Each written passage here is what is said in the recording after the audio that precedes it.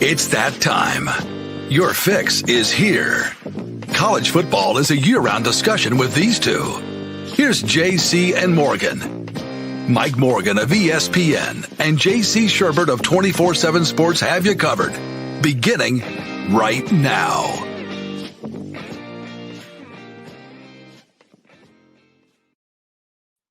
It is number 253 officially if you're scoring at home, and if you're not, that's okay too. Welcome once again to JC and Morgan. JC Shurburtt, the home of the 1-0 Chicago Bears. That's where he resides. Mike Morgan here in the Mecca of college football, that is Atlanta, GA. You see that stadium behind me, for those of you watching on YouTube, Facebook, and Twitter. That's where the national championship's going to be played. That feels like forever and a day away. But you know what? It's not. The season always just flies by. I mean, we're on week 3 now.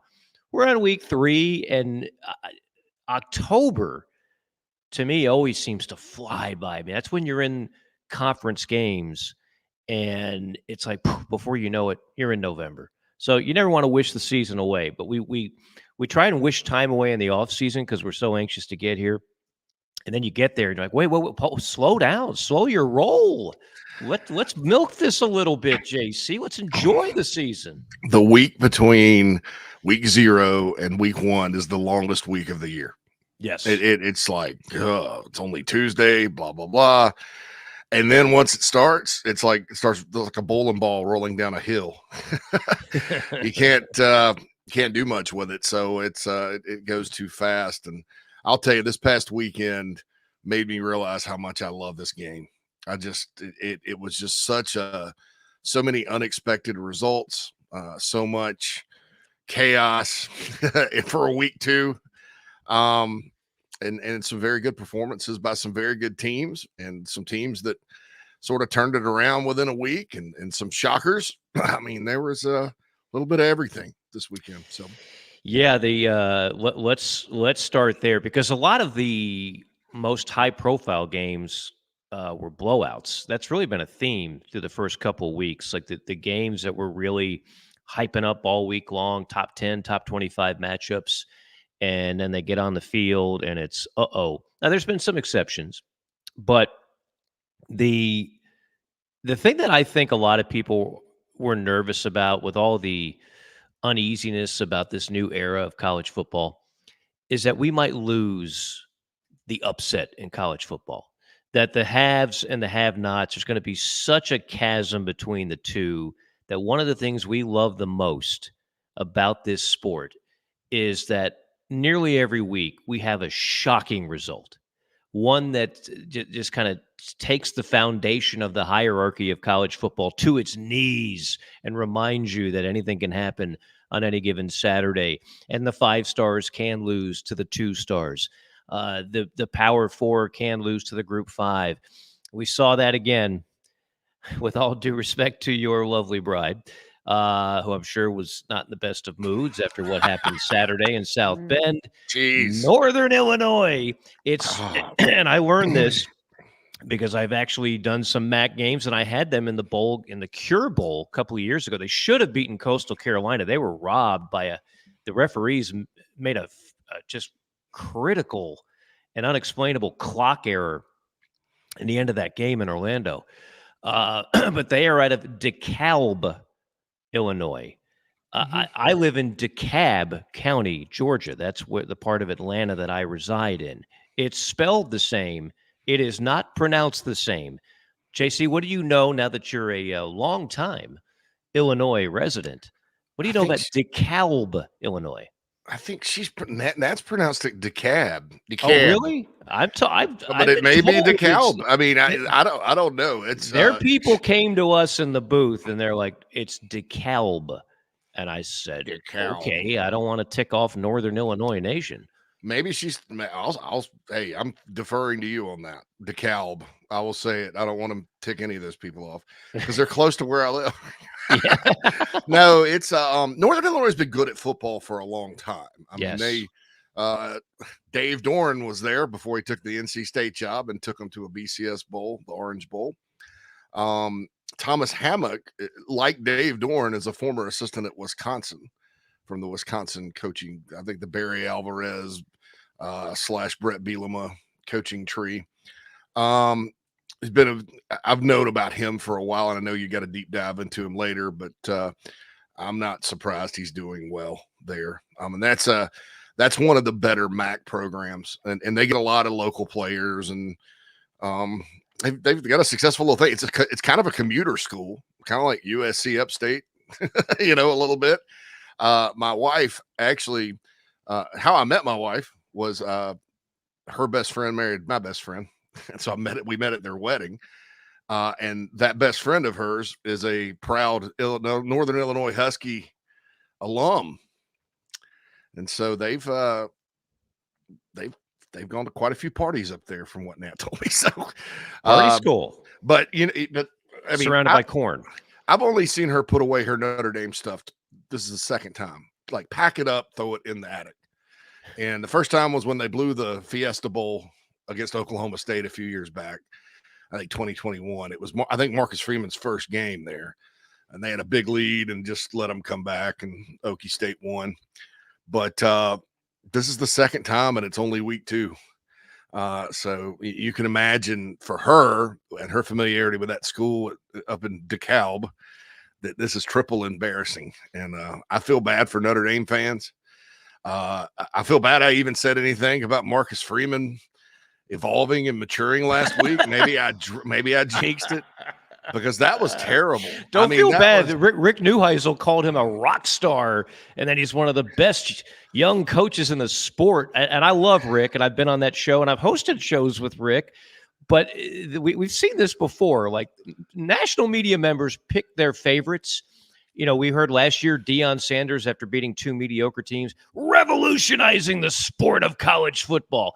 They pick their favorites, and they act as if they are hired as a press secretary to promote their favorite coach. Just because I say this all the time, just because you want something to be so doesn't make it so. So just because you want Coach Frazier to be the next best thing in South Bend, let me just throw you 3. This is from Brett McMurphy. 3 quick things. He's been there 3 years. He was a 28-point favorite against Northern Illinois, who's not even predicted to win the MAC. They lose 16-14. 2022, he's a 16-point favorite against Stanford, a bad Stanford team. They lose 16-14. Same score, yeah. Correct me if I'm wrong. That was a home game too, wasn't it? Yeah, that was. I think these are all home games. And then Marshall, a not very good Marshall team in 2022. They were a 20-point favorite against Marshall. They lose 26-21. These are all, I said Frazier, sorry. These are all under Marcus Freeman. These in 3 years, he has 3 unexplainable, embarrassing losses. Now, that's how you get fired at a program like Notre Dame. That's not typically what draws this major syrupy pouring of affection for what a great coach someone is. But that is how you lose a premier job if in college football if you're at a place like Notre Dame. Oh, you know how expensive Notre Dame tickets are? I mean, only imagine. We've priced them. We're probably going to one of the games later, I think. And tickets will probably come down a little bit after that one. But, I mean, and what just kills you if you're the Irish is your schedule set up so beautifully after that win in College Station. You just look at it and you go, well, Louisville could give us a little bit. I mean, we should beat them. And all the way to the Southern Cal game. And if you're Notre Dame and you're undefeated, you're 11-0, and Southern Cal's good. They don't like to be called Southern Cal. The SC Trojans, Southern California. If they're good at the end of the year and you drop that one, you're probably still going to the playoff. Now, this loss, I mean, there's no margin for error, and you can make a case that they 11-1, they shouldn't get in. You lost Northern Illinois at home, right. Exactly. I mean, the other 11-1s, they might not have the prestige of Notre Dame, but they're not going to have a worse loss than Northern Illinois at home. Yeah, I mean, an 11-1 SEC team that doesn't finish in the top. Maybe there's a weird tie at the top, and their losses in conference to a good team. Like Texas. Let's say for some reason Texas is third in the tiebreaker, and Georgia and Bama play, and Texas is sitting there at 11-1 with a 1-point loss to Georgia. You can't keep them out and put Notre Dame in. That's ridiculous. So yeah, no, they blew a lot. They blew a lot with that loss on Saturday. By the way, I set you up. I put it on a tee for your man crush on your favorite coach in the folklore of Northern Illinois coaches. You mentioned Dave Doran, your least favorite coach. Do you know who came before Dave Doran? The Kill Zone. The Kill Zone, Jerry Kill, who led them to 3 consecutive bowl games, who led them to a MAC championship in 2010. I mean, this is a guy that if there's not a Jerry Kill poster in your, I don't know, office, guest room, maybe over the bed in the master bedroom, I put nothing past it because your love of Jerry Kill has no boundaries. I show that man some respect for putting Northern Illinois in a great spot. But yeah, I mean, they've had, to your point, they've had success over the years. Dave Doran was there for 2 years where he left. But let me do a quick deep dive on Thomas Hammock because I really like this guy. Again, I've had them a couple of times since he's been the coach. And by now, almost everybody has seen the video of him basically being interviewed and literally crying. You know what?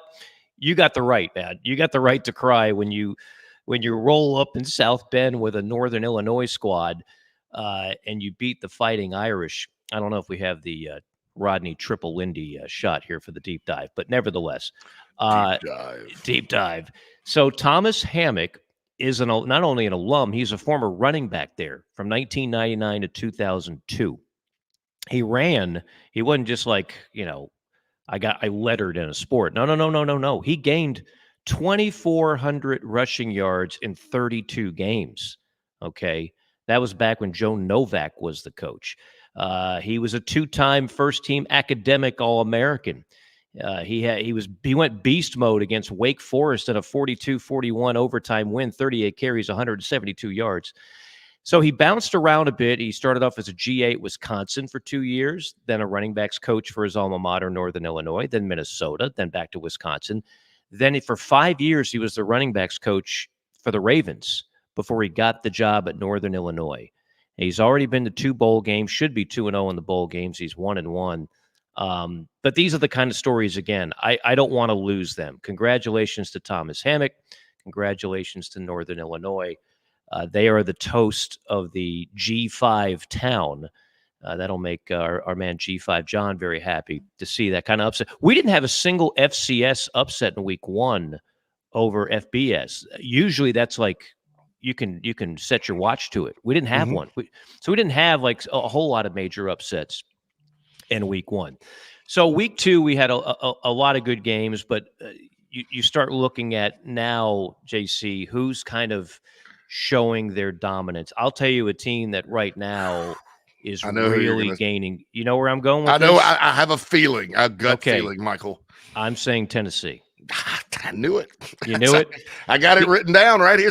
I got to change the JC5 now, brother. Well, I'll save the meat of the sandwich. This is just the bread. I'm just going to tell you this. There's an expression we have, like for those that play a lot of pickup hoops, and usually there's a team that just if you win, you stay on the court. If you lose, you got to sit.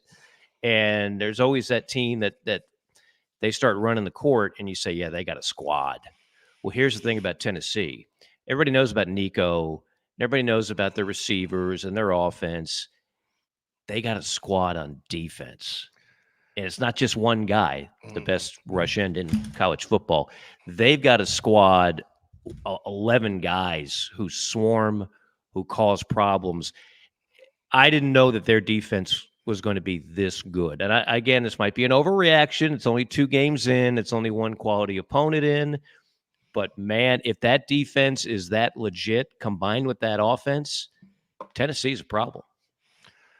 120 points in 2 games.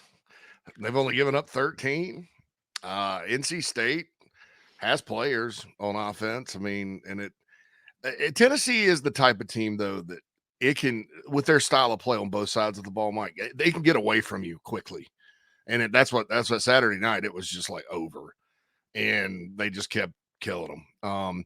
Because their defensive system and scheme is designed to wreak havoc and create turnovers and stuff. Sometimes that works against you. They'll give up a big play, but you just get the ball right back to their offense if you do that. That reminded me, they went to LSU, I think, in 2022. And I was in Lexington, Kentucky, actually, that day and watching that game because it was the early game, and beat them 40-13, a day game at LSU, which, it was ugly. And that their defense that day, they had Daniels and everybody else just pegged because I think Brian Kelly was trying to just run it and run the quarterback and all that. And they figured that out later in the year at LSU, but that game just got away from them. They had a punt return for a touchdown, kickoff return for a touchdown, and Tennessee just whipped them. And that's what happens. NC State's probably not that bad. But against that bunch, if you get down and it starts snowballing, it can snowball in a hurry, and that happened to the Wolfpack Saturday night. No, it certainly did. It was not the game that we thought it would be. This one was not the game I hoped it would be because I had Michigan covering the spread. Oops, Michigan, Texas. Let me tell you, Texas fans, this was not me disrespecting your Longhorns. I've said it from day one. I only think there's 3 teams in the SEC that can win it, and I might need to add Tennessee to that list. But I've always had Texas in there. I haven't been on the side of, well, wait till they get to the SEC. They're going to no. They have a squad on both sides of the ball. So I've been all in on Texas. I thought Michigan, with that defense, could keep it a close game. I was wrong. Texas was in a whole other class, and they showed it on Saturday in the Big House. Yeah, there goes my number 2 on the JC5. No, okay, all right. No, I want to say just the bread, not the meat. Yeah, let me say something about this, and I'll let you go deeper when we get to the JC5 about Texas. We knew better, Mike. You and I both knew better than to take Michigan and the points because we both did it. We knew better, and I sat there and thought, like I got, because I put it in like early in the week and kind of called my shot, because the lines change up until the end. But it was like I got up and I was listening to the game on the radio, the Longhorn Broadcast Network on Sirius XM. Oh, okay. Oh God, it was a beautiful day, 60 degrees, sunny, beautiful. I'm listening to a radio call from the Homer call on Sirius XM. But a competent Homer call. There's he's competent good. Radio announcers who are homers, then there's incompetent. He's competent. He's excellent. And then they're just going up and down the field, and maybe they don't score every drive, but they're going up and down the field, and the big house isn't really that loud, and you just kind of could sense what was going to happen in that one. And we should have known it. Not only are they missing Jim Harbaugh, by the way, nice win, Jim, with your Chargers yesterday. Yeah. They don't.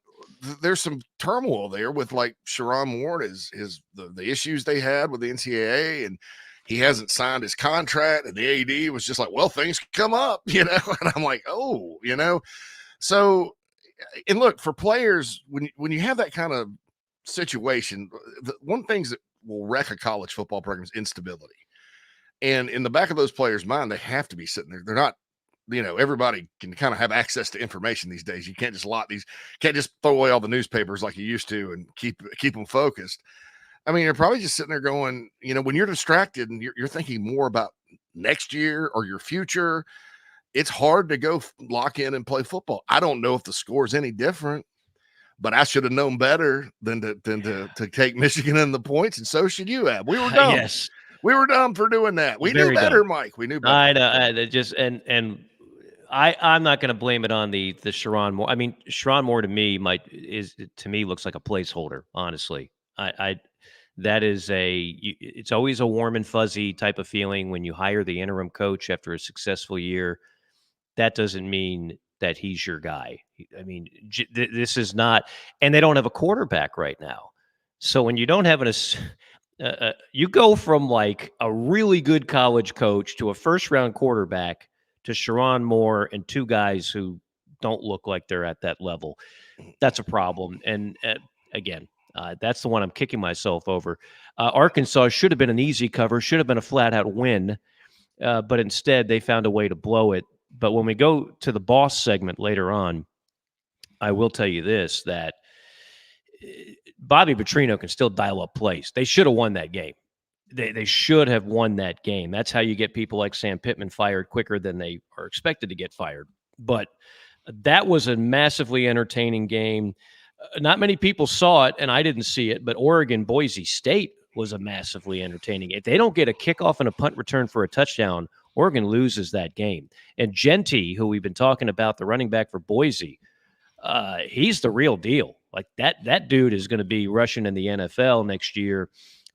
He might be on one of our fantasy teams next year, JC, because he is absolutely legit. Beast. He is the Boise Beast, man. The Boise Beast, yeah. Colorado with another embarrassing performance, and Deion's doing whatever Deion does. And the AP poll is out. The SEC has 6 out of the top 7. 6 out of the top 7 teams who right now. So those are some of the highlights. I don't want to take any more time because I want to get into the JC5 before I step on yet another one of his subjects. Don't step on me, Mike. I don't want to do that and crash the party here. Do want to mention JC and Morgan, presented prominently by Site Pro Rentals. When reliability, service, and transparent pricing matter, you need to use Site Pro Rentals for easy and better equipment rental. Call our friends at Site Pro 972-RENT now, 972-736-8669. Quick timeout. JC5, the morale of a great nation relies heavily on the 5 topics that JC has compiled, and we'll get right to those when we return. Morning, Carl. Usual? Yeah. Your oldest was in here the other day.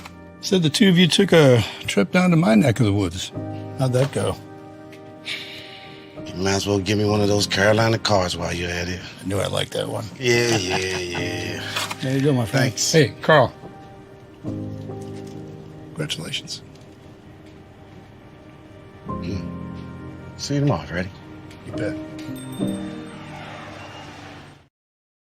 Mike here for our friends at MG&A Wealth. It's never a bad time to have someone on your side for all your financial needs. You need a trustworthy partner who has a true understanding of your situation in order to help you with smart and practical solutions. Since 1984, MG&A Wealth has helped their clients manage not just their wealth, but their lives. Today, as a nationally recognized wealth management firm, their team of pros remains dedicated to serving your best interests with an emphasis on personal attention and customized solutions. MG&A Wealth has clients all across the country, and they all get results. Don't put it off any longer. Call our friends at MG&A Wealth at 954-289-9000. That's 954-289-9000. MGAwealth.com is the website. They do more than manage wealth. They help manage lives.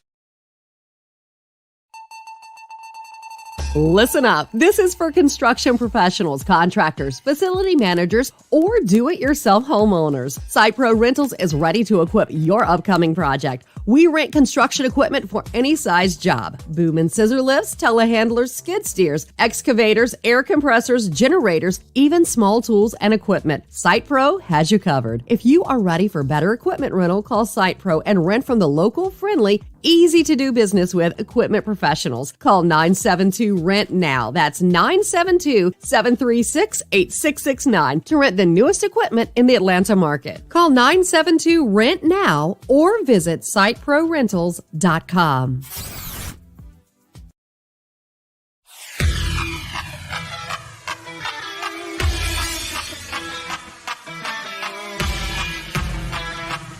We're passionate about making sure that the Nest and Wild mattress is the best it can be. Made well and made right. Right here in Tupelo, Mississippi. So how can we do all that? Work. Hard work. And that means something.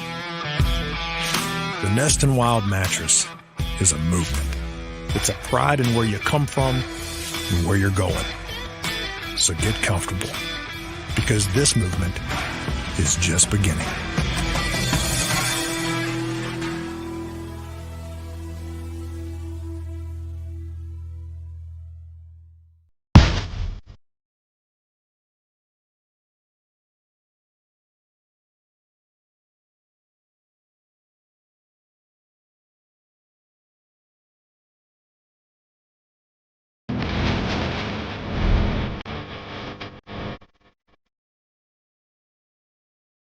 Here's JC and Morgan.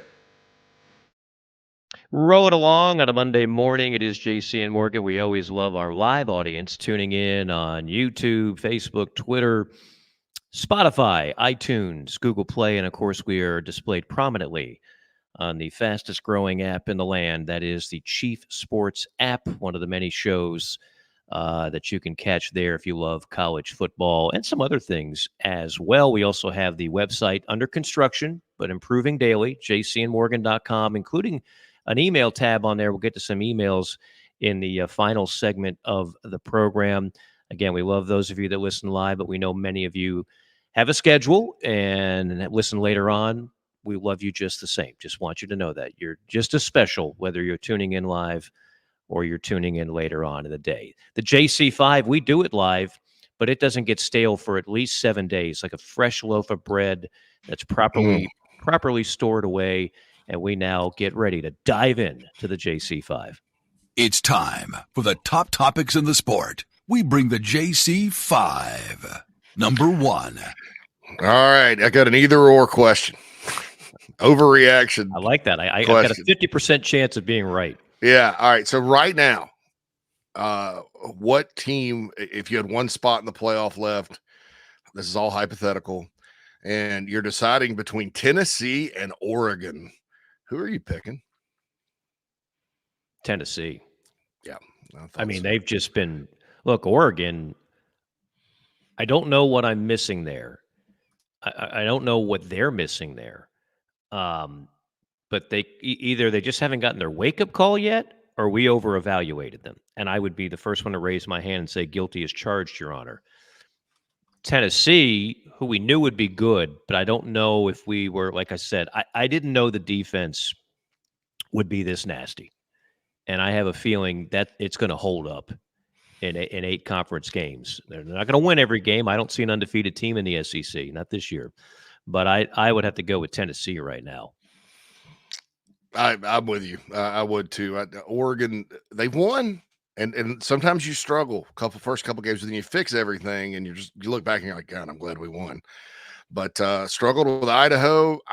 Boise's played a lot of teams close, but I don't say lucky to win. Fortunate, we'll say fortunate to win that game. So yeah, on to number 2.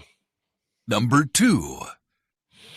Should we stop, or when I say we, college football public, because there is a percentage of them out there, and I'm probably one of them, punishing Texas for the sins of the past. I looked at that team on Saturday, Mike, and I'm like, I haven't been as high on them as a lot of people, but that team's really good. And you know what? They're very physical. Like Sark brought a lot of coaches over from Bama that coached for Saban on defense.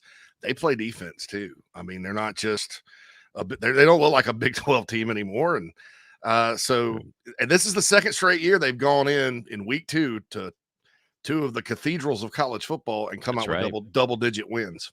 Yeah, great point. Last year, Tuscaloosa. Look, 5 years ago, 10 years ago, Texas wasn't ready. They weren't ready to leave the Big 12 and go to the SEC and be a factor. They would have gotten smoked. And I think a lot of people are still hanging on to that.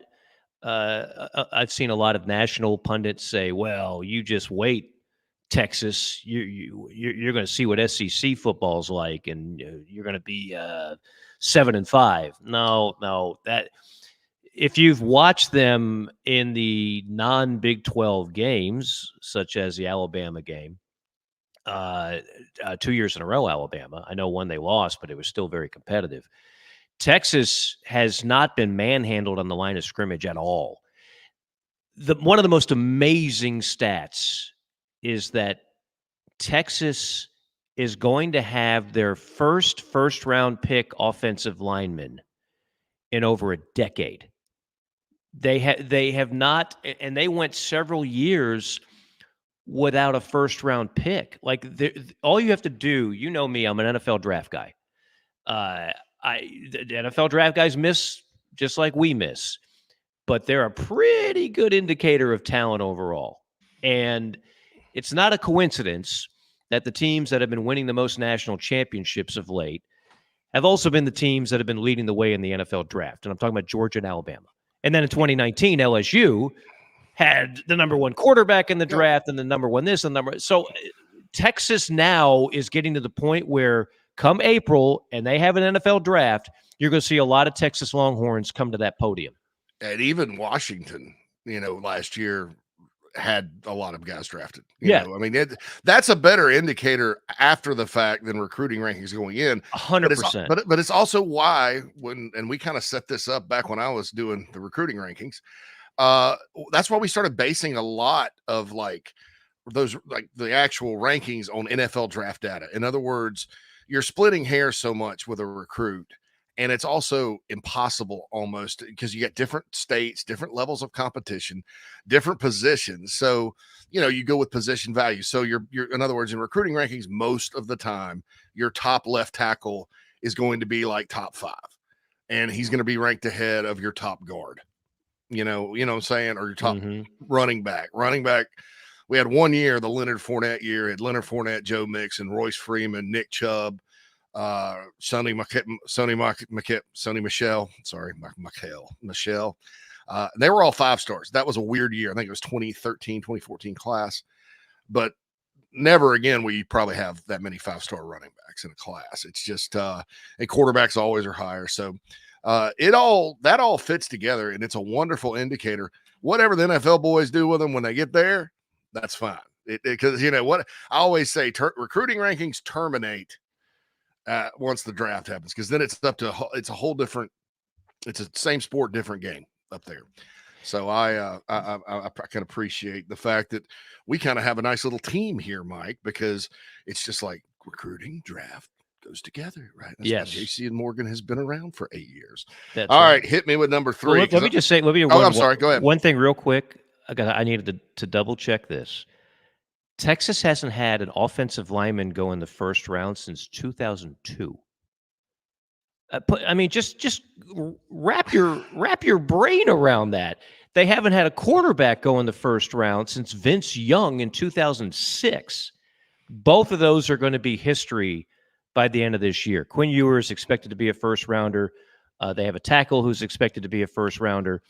But we can talk about the coaching, obviously, and they had some coaches that did not pan out, but they didn't have the talent. They didn't have true SEC power talent. They have fixed that at Texas. I don't know what happened or why or how. I don't know, but they have fixed it, and Sarkisian has grown as a coach. Like I've said this before, he is that guy. Like he finally is the fit. And 10 years ago, I don't think I would have said that. I'm sure if I said that 5 years ago. But right now, the talent is there, and all the inherent advantages that Texas has always had, they will now start to display prominently. Doesn't mean they're going to win national titles. They might get humbled a couple times this year in the SEC. But it does mean that they belong.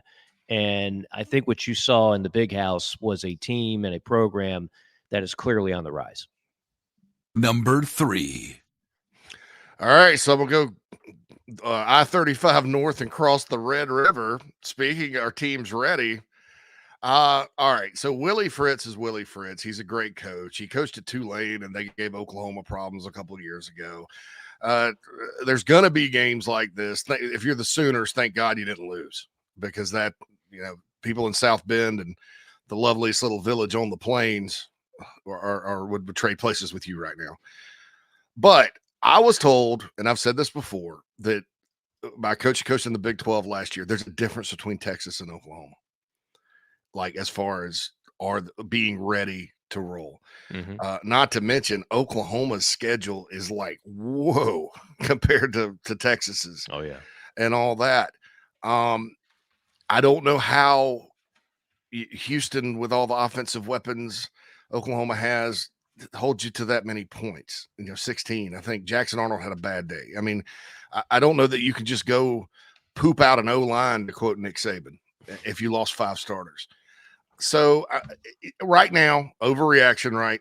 2 games in, are you concerned about Oklahoma?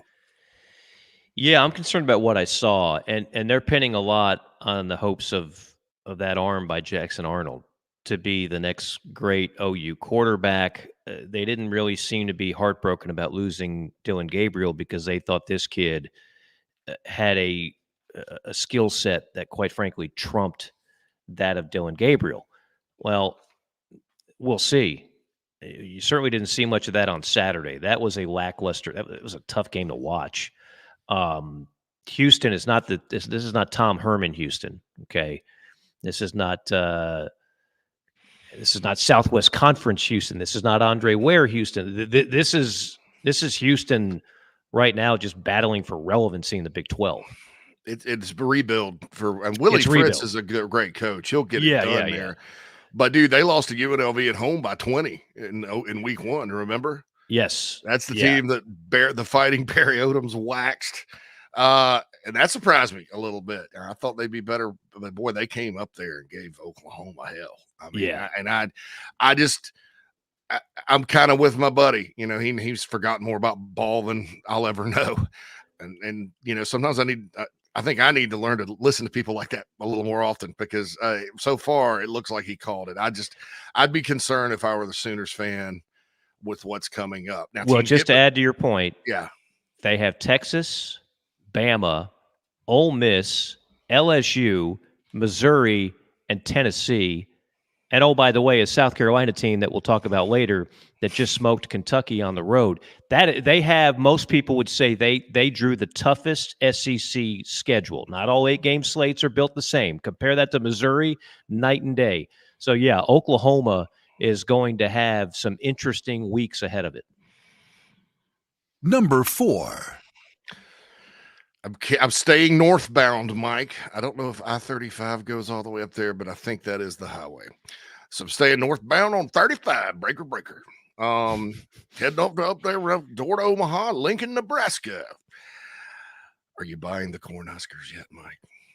Or is it just that Colorado's that bad? Well, I'm well aware of what you feel about the offensive coordinator. So I have to shut up a little bit. I mean, you know, they're good, and I love those. I love their fans. I love Nebraska. Oh, they're great, and they deserve I love better. Matt Rule. I love Matt Rule. Matt Rule is an outstanding college coach. If he doesn't turn that thing around, Nebraska fans, it's not happening. It's not happening. And when I say turn around, you're not going to see the 1990s Nebraska dominating the sport again. That's just not happening. 3 titles in 4 years.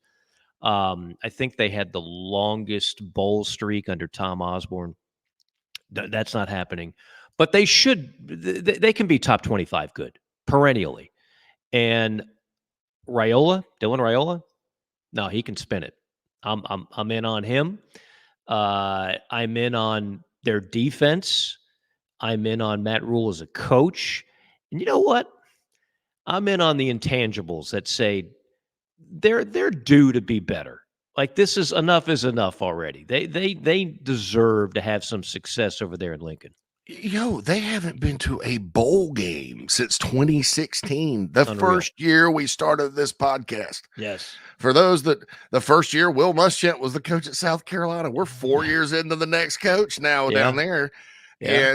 And I didn't know that. That's like Tennessee went through a rough patch, right? Where they weren't always going to bowls or having winning seasons. But this drought's a little more serious. And it's not like they'll have a good team that goes 5-7, you know.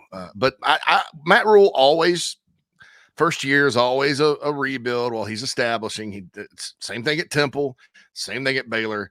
And then year 2, they're significantly better. Then by year 3, they're competing for titles. And so if the plan works, and I think I'm with you on Raiola, man, he's good.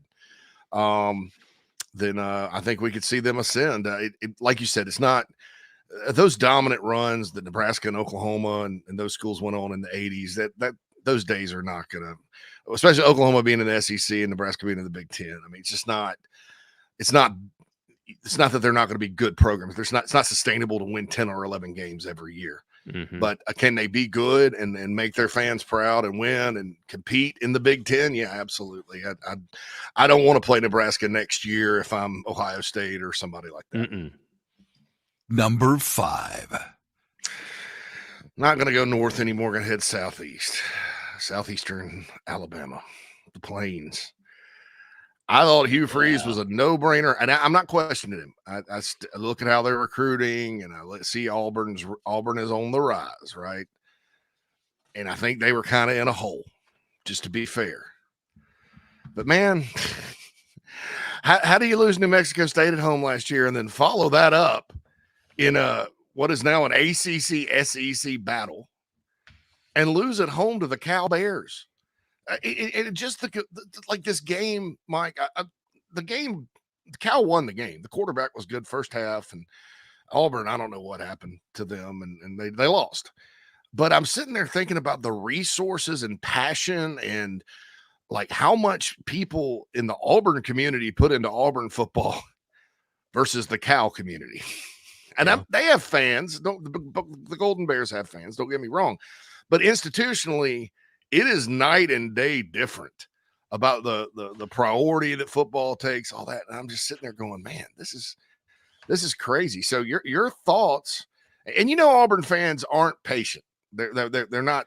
They've actually not fired coaches as often as we think. Gus Malzahn lasted a long time. Tommy Tuberville lasted a long time.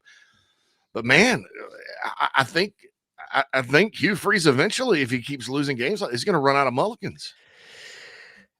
I think the question that faces them is the question that faces a few programs out there that that the fan base is saying, you knew quarterback was an issue. Why didn't we pluck somebody better out of the portal? And I'm not saying that's the only issue with Auburn. There's a number of things that did not look good in that game. And by the way, let me just say, you warned Auburn Nation about this game months ago. I distinctly remember you talking about this game as a possible hiccup for the Auburn Tigers. I mean, that's back in like the summer you were talking about this game. It is because in the South, we don't respect the West Coast teams, and we don't understand that those schools have good coaches a lot of the time. And those players on that roster, they're built a little different than the guys we have in the South. But California is an awesome football state. Awesome. They love this. You wouldn't think it. And I just said that the University of California at Berkeley, probably most of the people in charge out there would love to just shut it all down. But the players, and I want to say this too, Justin Wilcox has a very difficult job. Now they're in the ACC, for God's sake. That's even more. It makes it even harder. But he's done a good job there, keeping them competitive. They've got a really good running back this year. The quarterback played his butt off first half. So the reason I said that, Mike, is the West Coast teams are dangerous sometimes because you just have that. If Auburn was playing Texas Tech or Baylor, they'd have probably run it up on them, because that's this team from over here. Cal, I mean, and then honestly though, I may be making excuses for Auburn because, they went out there and played the same team last season and survived in an ugly offensive game. So maybe I'm making excuses for them. My bad. All I can say is, kudos to Justin Wilcox, kudos to Cal. But if you're Auburn, that's an inexcusable loss at home. And to your point on the Hugh Freeze situation, can the fans turn on what everybody thought was a home run hire? I mean, look, Hugh Freeze, the only reason Hugh Freeze wasn't in the SEC sooner, he had to do his act of penance, if you will, right? So he did it. He was away. He coached at lower levels. He had success. But nobody ever questioned Hugh Freeze's offensive mind and ability to make tremendous strides at an SEC program. We saw it at Ole Miss, albeit it ended with NCAA sanctions, and this is a different deal. But I don't know why, with Auburn's resources and all the money that they are willing to spend, and we've seen that already in recruiting. They've gotten Alabama kids to flip to Auburn. I don't know how they didn't get somebody better than Thorne. To me, it starts with that, and they're going to – I don't know much about their backup quarterback situation off the top of my head. I mean, I just know that if they thought they had somebody that was ready and better, he'd be playing now. They clearly don't think that. So they didn't get their Cam Ward in the portal. like Miami did. They they didn't get that guy. You're watching, like, what would Boston College be if they didn't get Castellano in the portal? Like, what Arkansas, that dude who should have had a win. I was impressed. Yeah, I liked the way he plays. You'll hear about Taylon Green in the boss segment. Mm-hmm. He was impressive. They're out there, but Auburn didn't get one, and I think they're going to rue the day that didn't happen. And is they that let 5 or 4? That's 5. Robbie Ashford went to South Carolina too. And yeah, now look, I mean, Robbie Ashford is a very one-dimensional player. Yeah, no doubt. I'm not saying he might be better than Thorne, yeah, but what you should have done is gotten a guy who's better than both of them. They have the money. I don't. Of course. It was Hugh Freeze, and Hugh Freeze has done this before with success because nobody. Bo Wallace was his quarterback, and everybody groaned. Bo Wallace ended up, I think, setting the school record for passing yards. So I think sometimes, you make decisions and it works. Sometimes you make a decision based on a decision you made a few years back and it blows up in your face. And they got to get a whole lot better. Auburn does, or it'll be their schedule is kind of front loaded. They have, I think, 5 straight home games to open. They've already lost 1, and then it gets brutal in the middle, and then it lightens up a little bit. Then they play Alabama, so it's Auburn. I mean, that was just you can't lose that game. If you're fighting to. I mean, people down there, I think, expect about 8-4, maybe not even 9-3 this year, and that's going to be a tough climb. Well, the good thing is it's an extremely patient and understanding fan base that would never meddle and cause any type of disruptions during a time of adversity. Maybe they should go hire Petrino again. Well, hey, they tried to one time. Hey, Bobby's going to have some suitors now. Just to assume that he's going to just go into Arkansas and take that head coaching job. I don't know. Bobby, when's the next 30 for 30 or untold on Bobby Petrino? That's got to happen soon because he is fascinating. I'm absolutely fascinated by this man. He is the evil genius. They used to call Spurrier that back in the day. Oh, yeah. Bobby is the evil genius because, man, the guy can draw plays. But, boy, is he a flawed individual in so many ways. Spurrier is actually a good person. He and his wife are great people and all that. Bobby Petrino. I said, I think on another show, I was like, Oklahoma State's close enough. Bobby Petrino can ride his motorcycle over. Oh, he's never going to live that down. Stillwater's right there. The neck brace is, he hadn't lost it. And he is you mentioned Steve Spurrier. Outside of Kerwin Bell at Western Carolina, we saw that against NC State. Bobby Petrino's system and how he dials it up is really very. He doesn't do the offense is not the same as Spurrier's, but how he calls it and the fact that it's kind of based on pro style concepts, but it's a college offense. He's the closest elite play caller like Spurrier was that I think we've seen. So hats off to him. Kudos. Hats off to him. Just a couple other SEC games before we take a break here. Alabama fans a little bit concerned. That was not a pretty effort, and to have to kind of sweat things out in the second half against USF. Jalen Milroe, not off to a great start. The offense was just sluggish. The game was sluggish. Kalen DeBoer is already feeling the red. This is look, if they were willing to rip Saban, and there were times where a portion of that fan base did, Kalen DeBoer, I mean, he's already hearing it from some Alabama fans. It's got to be better. It's got to be better. Look, they won the game 42-16. So this is not being critical, but I'm just telling you, if you watched 3/4 of that game, Alabama did not look like Alabama. South Florida's got a good coach too. He's very good. He's kind of taken what Jeff Scott left. Jeff Scott left it with some players, and he's hit the portal, and they're looking up now. And Alabama's outscored their first 2 opponents 105-16. That's an average score of 52-8. I mean, look, and the score for the South Florida game, it looked ugly for a while. Then they pulled away. It's a 42-16. It's a beautiful score. It's a beautiful score in the finale. Yes, But some say it's the most beautiful. Yes. Okay. They are saying that it's the most beautiful. They're saying in the third quarter that score did not look good enough for the Alabama fans' liking. This is nothing that beating the brakes off of Wisconsin next Saturday won't solve. Alabama goes in there and rolls the Badgers, which I think they can. Yes. Nobody's going to. They're going to forget about the South Florida game. But, that's very true. Got to talk about the one conference game that we did have. That's right. There's 16 teams in the SEC. South Carolina Gamecocks, first place, all alone, 1-0. They didn't just beat Kentucky; they throttled them. They didn't just beat Vandegrift; they emasculated them. That was one hell of a performance by Shane Beamer's boys on Saturday. Yeah, I think so. I told somebody over text Saturday night, South Carolina looked like Alabama. And that sounds dumb, right, to say that.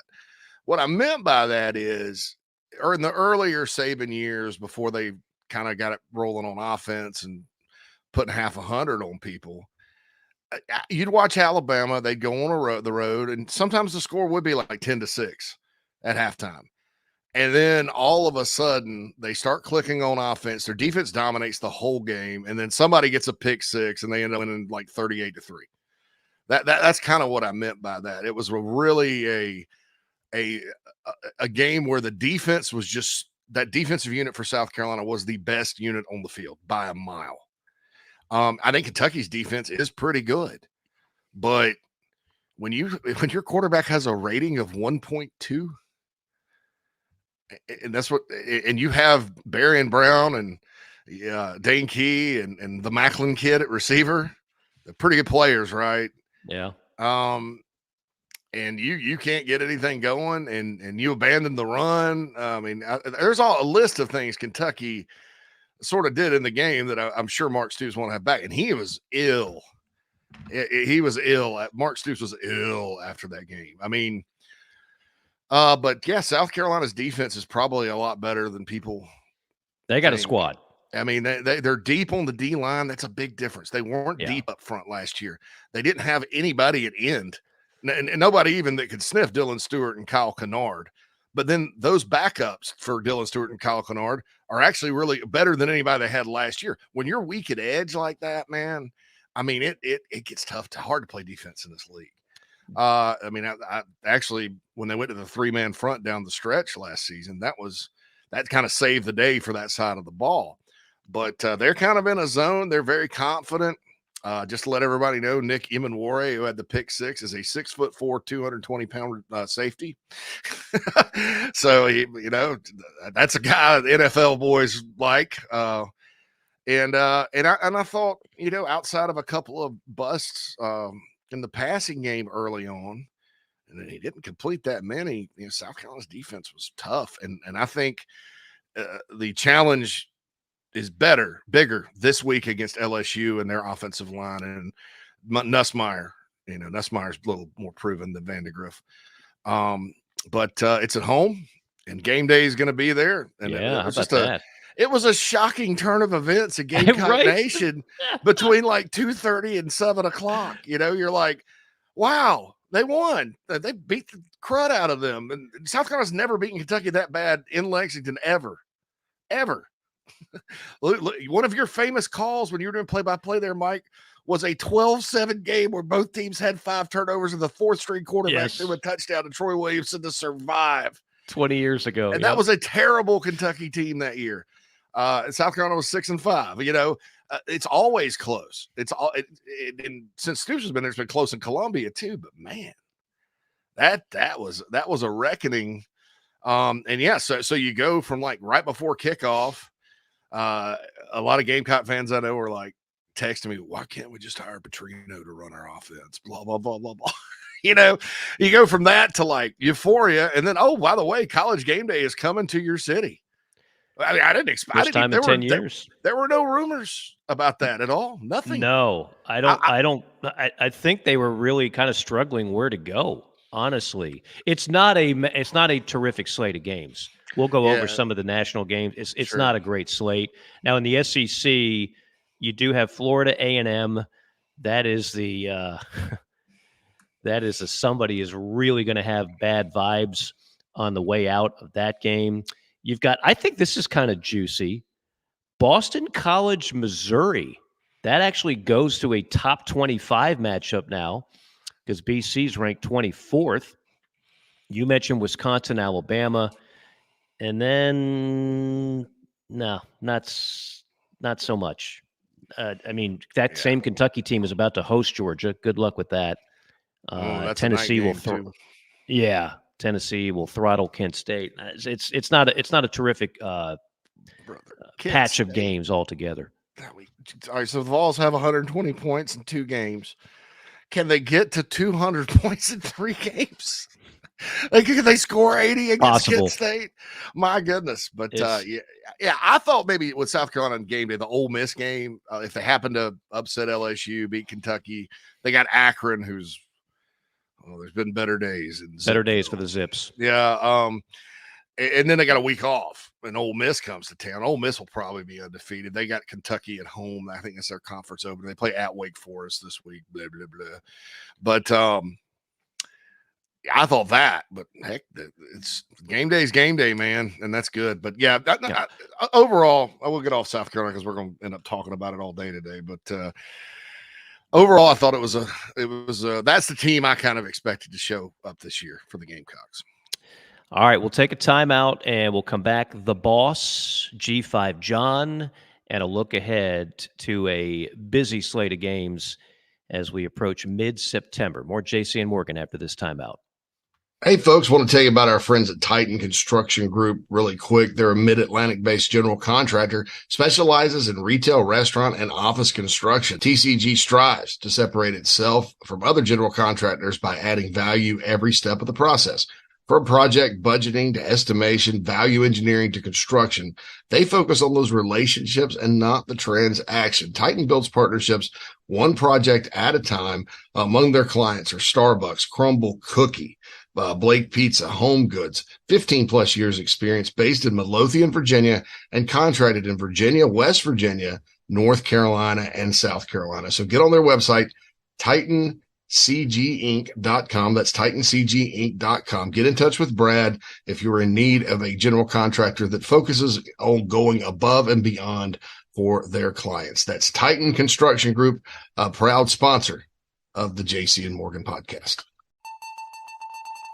Listen up. This is for construction professionals, contractors, facility managers, or do-it-yourself homeowners. SitePro Rentals is ready to equip your upcoming project. We rent construction equipment for any size job. Boom and scissor lifts, telehandlers, skid steers, excavators, air compressors, generators, even small tools and equipment. SitePro has you covered. If you are ready for better equipment rental, call SitePro and rent from the local, friendly, easy to do business with equipment professionals. Call 972-RENT-NOW. That's 972-736-8669 to rent the newest equipment in the Atlanta market. Call 972-RENT-NOW or visit siteprorentals.com.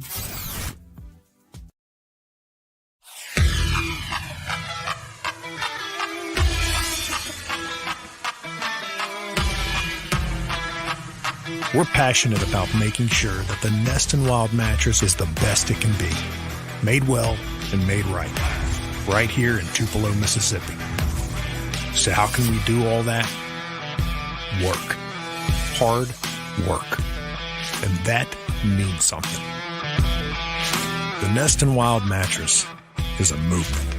It's a pride in where you come from and where you're going. So get comfortable, because this movement is just beginning.